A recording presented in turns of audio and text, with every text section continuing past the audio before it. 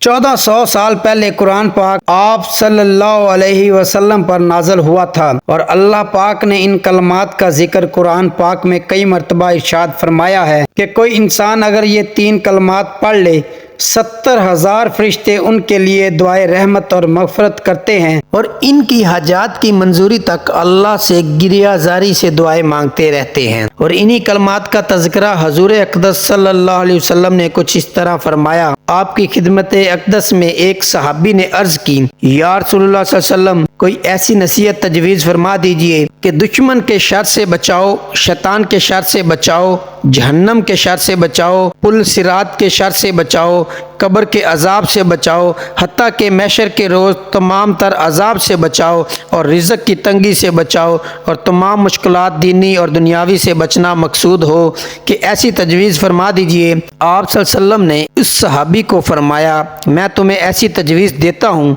कि तुम नमाज फ़जर के बाद इन आयात करीमा को पढ़ लिया करो। जो भी तुम्हारी हाजत होगी ये आयात करीमा अल्लाह से फरियाद करती रहेगी जब तक पढ़ने वाले की हाजत पूरी ना हो। नमाज फ़जर के बाद ये 3 आयात मुबारका पढ़ लें। रसूलुल्लाह सल्लल्लाहु अलैहि वसल्लम ने इरशाद फरमाया, 70,000 फरिश्ते शाम तक दुआए रहमत और मगफरत करते रहते हैं। जो शख्स हर सुबह नमाज के बाद ये 3 आयात पढ़ लेगा, बिस्मिल्लाहिर्रहमानिर्रहीम, अस्सलामुअलैकुम वरहमतुल्लाहि वबरकातुहू। कुरान मजीद अल्लाह ताला का आखिरी कलाम है जो नबी अकरम सल्लल्लाहु अलैहि वसल्लम पर नाज़ल हुआ और दूसरी आसमानी किताबों की तरह इसमें कोई तहरीफ नहीं है। हमारा ईमान है कि आज भी उसी सूरत में हमारे पास मौजूद है जैसे 1400 साल पहले रसूल अकरम सल्लल्लाहु अलैहि वसल्लम पर नाज़ल हुआ और इसमें एक भी ज़ेर ज़बर की तब्दीली नहीं की गई क्योंकि इसकी हिफाजत का ज़िम्मा खुद अल्लाह ताला ने लिया है। अल्लाह ताला फरमाते हैं, हमने ये ज़िक्र के लिए कुरान मजीद नाज़ल किया है और हम ही इसकी हिफाजत करने वाले हैं। अल्लाह ताला ने इंसान को अपनी बंदगी के लिए इस दुनिया में भेजा है ताकि अपने शुक्रगुजार और नाशुक्रगुजार बंदों का इम्तिहान ले सके।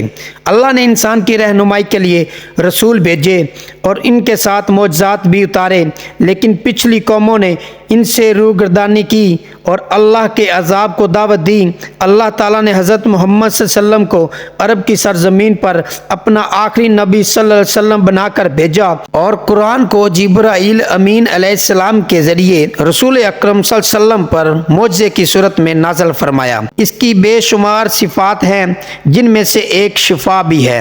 अल्लाह ताला ने खुद कुरान मजीद को शिफा करार दिया है। ये कुरान जो हम नाज़ल कर रहे हैं मोमिनों के लिए तो सरासर शिफा है और रहमत है और जालिमों का तो इससे नुकसान ही बढ़ता है। अल्लाह ताला फरमाते हैं, ये तो ईमान वालों के लिए हिदायतुल शिफा है। कुरान पाक ईमान वालों के लिए शिफा का बायस है और कुफार इसको नहीं समझ सकते। अल्लाह की रहमत बहुत वसी है और हर शख्स इसको अपनी ज़रफ़ और हिम्मत के मुताबिक हासिल करता है। अल्लाह ताला की रहमत को तमाम समंदरों की गहराई में लाकर डाला जाए तो भी इसकी वसत और गहराई ख़त्म नहीं हो सकती। ये हासिल करने वाले पर मुनहसर है कि वो इसको कैसे और कितना हासिल कर सकता है। अल्लाह ताला फरमाते हैं, ऐ लोगो, तुम्हारे पास तुम्हारे रब की तरफ से एक ऐसी चीज़ आई है जो नसीहत है और दिलों में जो रोग हैं इनके लिए शिफा है और रहनुमाई करने वाली है और ईमान वालों के लिए रहमत है। कुरान मजीद हर कल्बी, रूहानी, जिस्मानी और नफ्सियाती बीमारियों के लिए शिफा है। कुरान मजीद खुद बयान कर रहा है, दिलों के रोग यानी हसद, कीना, बुग़्ज़, मुनाफ़क़त, डिप्रेशन, इस तरह की और मुसीबतें, ये इनके लिए शिफा है। अल्लाह ताला का जिक्र रूह की ग़ज़ा है और जिस्म को ताकत और तवानाई बख्श है।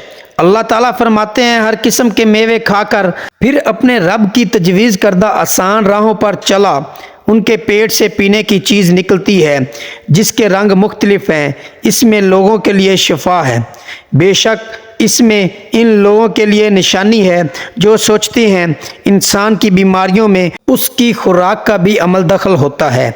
इसलिए अल्लाह ताला यहाँ इंसानों को जिस्मानी बीमारियों का इलाज बता रहे हैं। ड्राई फ्रूट तवानाई का बेहतरीन ज़रिया है। ज़ेरे गौर आयत में अल्लाह ताला शहद को शफा करार दे रहे हैं। नबी करीम सल्लल्लाहु अलैहि वसल्लम ने फरमाया, शफा 3 चीज़ों में है, कुरान पढ़ने में, शहद पीने में और आग से दागने में, मगर मैं अपनी उम्मत को आग से दागने से मना करता हूँ। حضرت ابن مسعود رضی اللہ تعالی عنہ سے مروی ہے، رسول اکرم صلی اللہ علیہ وسلم نے فرمایا، لوگ شفا دینے والی دو چیزوں کو یعنی شہد اور قرآن کو لازم پکڑو۔ جسم کے کسی حصے میں درد ہو تو سورہ پڑھ کر دم کیا جاتا ہے۔ سورۃ البقرہ جادو اور نظر بد کے اثار کم کرتی ہے۔ موضوع 3 سے دم کرنا بھی حدیث سے ثابت ہے۔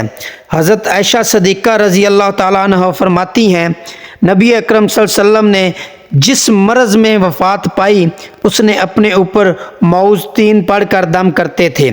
جب آپ صلی اللہ علیہ وسلم کو زیادہ تکلیف ہوتی میں اس کو پڑھ کر دم اور آپ صلی اللہ علیہ وسلم کے دست مبارک کو برکت کے لیے آپ صلی اللہ علیہ وسلم کے جسم مبارک پر پھیرتی۔ حضرت امام بطال رحمۃ اللہ علیہ معوذ 3 کے بارے میں فرماتے ہیں کہ اللہ تعالیٰ نے ان میں ایک ایسا راز رکھا ہوا ہے جو ان کے علاوہ کسی اور صورت میں نہیں، کیونکہ یہ جامعہ دعا ہے جن میں ساری بری چیزوں سے پناہ مانگی گئی ہے، سحر، حسد، شیاطین کی اور اس کے وسوسے سے اور اس کے علاوہ دوسری چیزوں سے حفاظت کے لیے معوذین سے بہتر کوئی نسخہ نہیں ہے۔ یہی وجہ ہے کہ آپ صلی اللہ علیہ وسلم اس پر اتفاق کرتے ہیں۔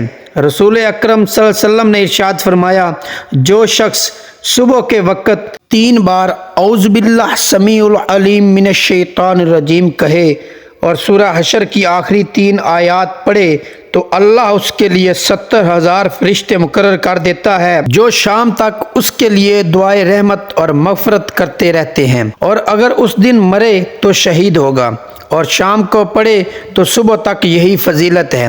فرمایا فاتحہ ہر مرض کی دوا ہے۔ اس سورت کا ایک نام فاتحہ اور ایک نام سورۃ الشفا ہے، اس لیے کہ یہ ہر مرض کے لیے شفا ہے۔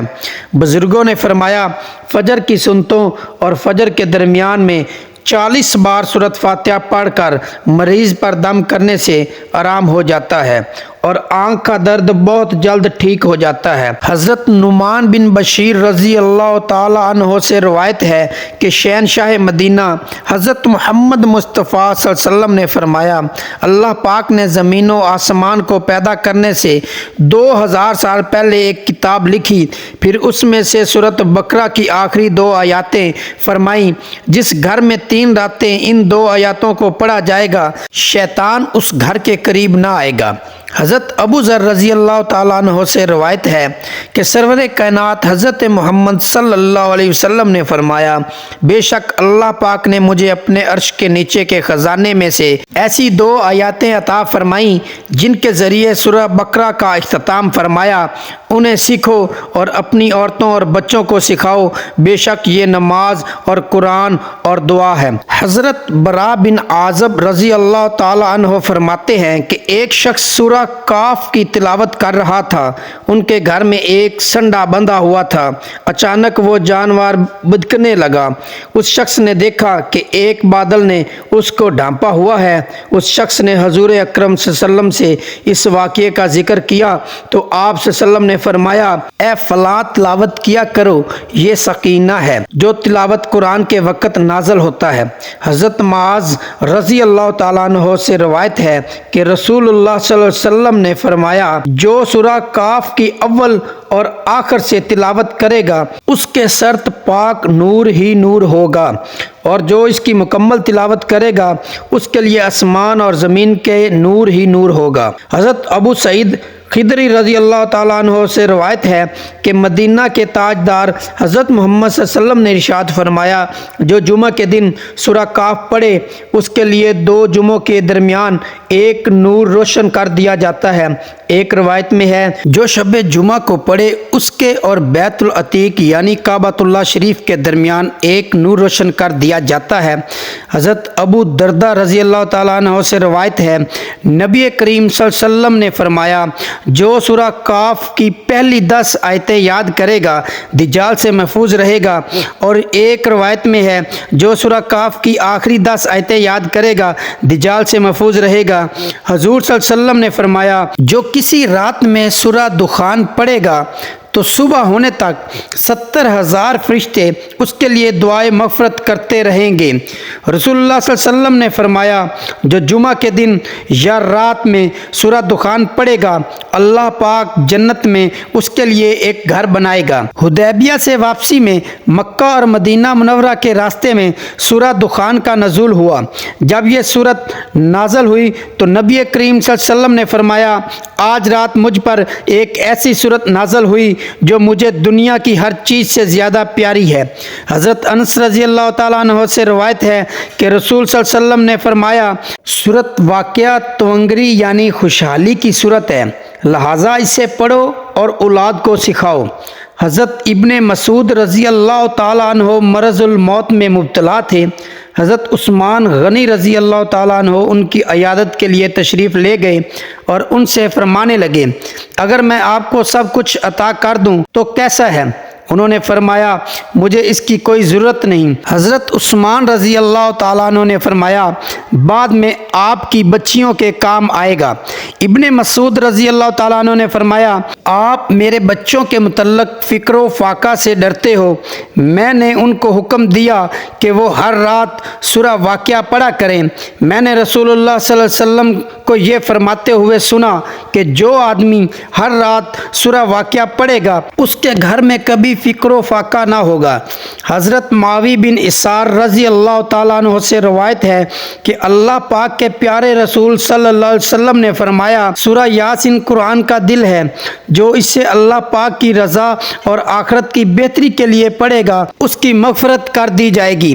حضرت ابن عباس رضی اللہ تعالیٰ عنہ سے روایت ہے کہ سرکار دو عالم صلی اللہ علیہ وسلم نے فرمایا میری خواہش ہے کہ سورہ یاسین میری امت کے ہر انسان کے دل میں ہو۔ حضرت انس رضی اللہ تعالیٰ عنہ سے روایت ہے کہ حضور اکرم صلی اللہ علیہ وسلم نے فرمایا جو شخص ہمیشہ ہر رات سورہ یاسین کی تلاوت کرتا رہا پھر مر گیا تو وہ شہید مرے گا۔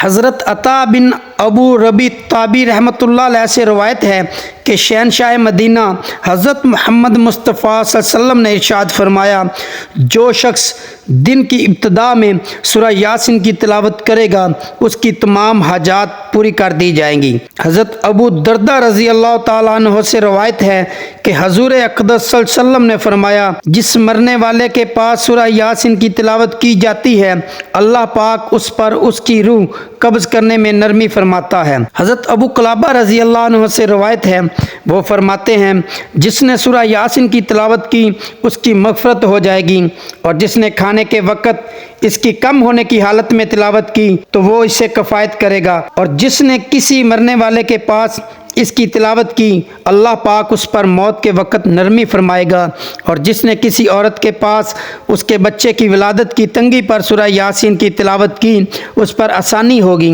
اور جس نے اس کی تلاوت کی گویا کہ اس نے 11 مرتبہ قرآن پاک کی تلاوت کی، اور ہر چیز کے لیے دل ہے اور قرآن کا دل سورۃ یاسین ہے۔ حضرت عائشہ صدیقہ رضی اللہ تعالیٰ عنہ سے روایت ہے کہ سرکار مدینہ صلی اللہ علیہ وسلم نے فرمایا قرآن حکیم میں ایک سورت ہے جسے اللہ پاک کے ہاں عظیم کہا جاتا ہے، اس کے پڑھنے والے کو اللہ پاک کے ہاں شریف کہا جاتا ہے، اس کو پڑھنے والا قیامت کے روز ربی اور مضر قبائل سے زائد افراد کی شفاعت کرے گا۔ وہ سورت سورہ یاسین ہے۔ اللہ پاک ہمیں 5 وقت نماز با جماعت ادا کرنے کی توفیق عطا فرمائے، ہمیں روزانہ قرآن پاک کی تلاوت کرنے کی توفیق عطا فرمائے، اور ہمیں ہر بیماری و پریشانی سے محفوظ رکھے۔ آمین یا رب العالمین۔ جزاک اللہ خیرا کثیرا۔